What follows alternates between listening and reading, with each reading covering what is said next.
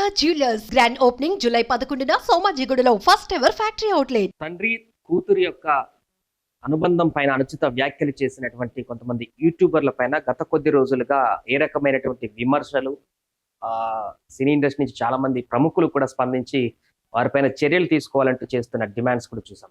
ఈ నేపథ్యంలో ఎట్టకేలకు ఎవరైతే ఈ సోషల్ మీడియాలో తండ్రి కూతురు పైన అసభ్యకరమైనటువంటి కామెంట్స్ చేస్తూ వెకిలి నవ్వులు నవ్వినటువంటి వారు యూట్యూబర్ హనుమంత్ని అరెస్ట్ చేశారు పోలీసులు. తాజాగా దానికి సంబంధించిన వార్తలను ఒకసారి చూద్దాం.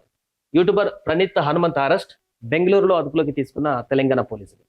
తండ్రి కూతుల బంధం పైన సోషల్ మీడియాలో అనుచిత వ్యాఖ్యలు చేసిన యూట్యూబర్ ప్రణీత్ హనుమంత్ అరెస్ట్ అయ్యాడు. తెలంగాణ సైబర్ సెక్యూరిటీ బ్యూరో పోలీసులు ప్రణీత్ను బెంగళూరులో బుధవారం అదుపులోకి తీసుకున్నారు. వెంటనే అక్కడి మెజిస్ట్రేట్ ముందు హాజరుపరిచి ట్రాన్సిట్ వారెంట్ తీసుకుని అతన్ని హైదరాబాద్ తరలించారు. ప్రణీత్ హనుమంత్పై ఐటీ యాక్ట్, బిఎస్ఎస్ లోని వివిధ సెక్షన్లతో పాటు పోక్సో యాక్ట్ ప్రకారం కూడా కేసులు నమోదయ్యాయి.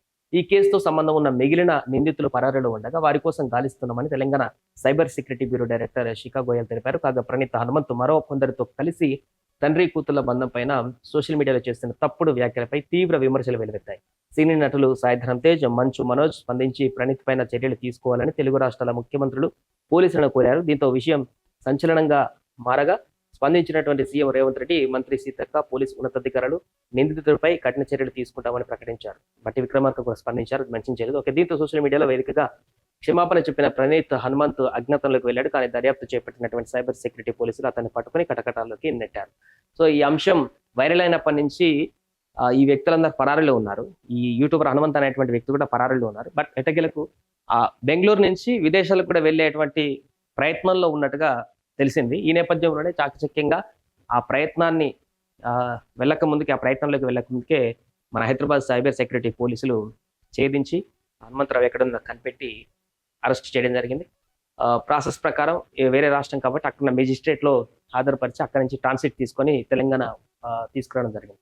చూడండి, ఇక్కడ పోక్సో యాక్ట్ కూడా జోడించారు.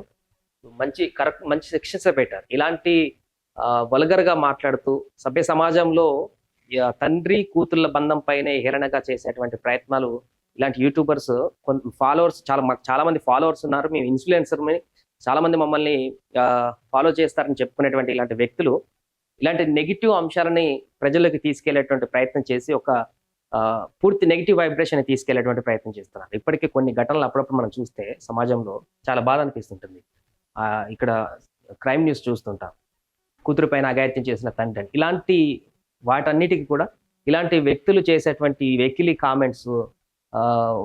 కామెంట్స్ కానీ వాళ్ళు చేసేటువంటి వీడియోస్ కానీ ఇవన్నీ ప్రోత్సహించేటువంటి విధంగా ఉంటాయి. అలాంటి ఘటనలకు సంబంధించి వీలైతే అలాంటి క్రైమ్ జరిగిన వాటిని అడ్డుకట్ట వేసే విధంగా వీడియోలు చేయాలి. కానీ వీళ్ళ సరదా కోసం ఇలాంటి వల్గర్ వీడియోస్ చేసి సమాజాన్ని, ముఖ్యంగా టీనేజర్స్ని పక్కదారి పట్టించేటువంటి ప్రయత్నం చేసేటువంటి దానికి పూనుకున్నారు వీళ్ళు. ఇలాంటి వారికి ఒక్కసారి శిక్ష పడితేనే మిగతా ఇంకెవరైనా తెలిసో తెలవక చేయాలనుకున్నటువంటి మిడిమిడి జ్ఞానం ఉన్నటువంటి వ్యక్తులు కూడా ఆలోచించి జాగ్రత్తగా వీడియోలు చేసేటువంటి అవకాశం ఉంటుంది.